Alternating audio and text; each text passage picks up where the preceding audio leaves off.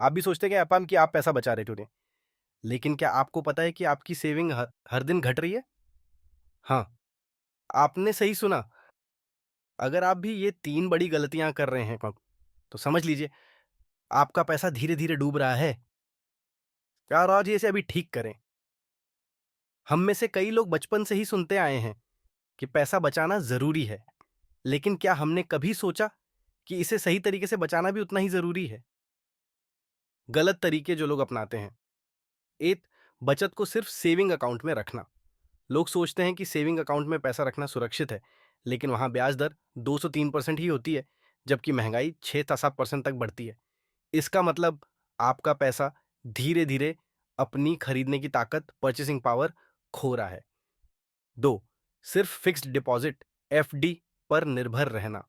हाँ, FD safe है, लेकिन 5-6% ब्याज दर के साथ ये महंगाई को मात नहीं दे सकता। यानी इसमें रखा पैसा धीरे धीरे कम हो रहा है। 3, से खर्चों को कम करने पर ज्यादा ध्यान देना, इनकम बढ़ाने पर नहीं। लोग खर्चे कम करने की कोशिश तो करते हैं, लेकिन अगर इनकम नहीं बढ़ रही तो आपकी फाइनेंशियल ग्रोथ भी रुक जाएगी। सही तरीका क्या है? 8, सेविंग अकाउंट को छोड़ इन्वेस्टमेंट पर ध्यान दें। म्यूचुअल फंड और एसआईपी में निवेश करें। एसआईपी सिस्टमैटिक इन्वेस्टमेंट प्लान में आप हर महीने छोटी राशि निवेश करके बड़ा फंड बना सकते हैं। इंडेक्स फंड और equity mutual fund long term में बेहतरीन रिटर्न देते हैं। 2, इमरजेंसी फंड सही जगह बनाएं। लोग इमरजेंसी के लिए पैसे सेविंग अकाउंट या एफडी में रखते हैं, लेकिन इससे बेहतर तरीका है लिक्विड फंड। ये सेविंग अकाउंट से ज्यादा ब्याज देते हैं और जब जरूरत हो तुरंत पैसा निकाल सकते हैं। 3, पैसिव इनकम बढ़ाएं।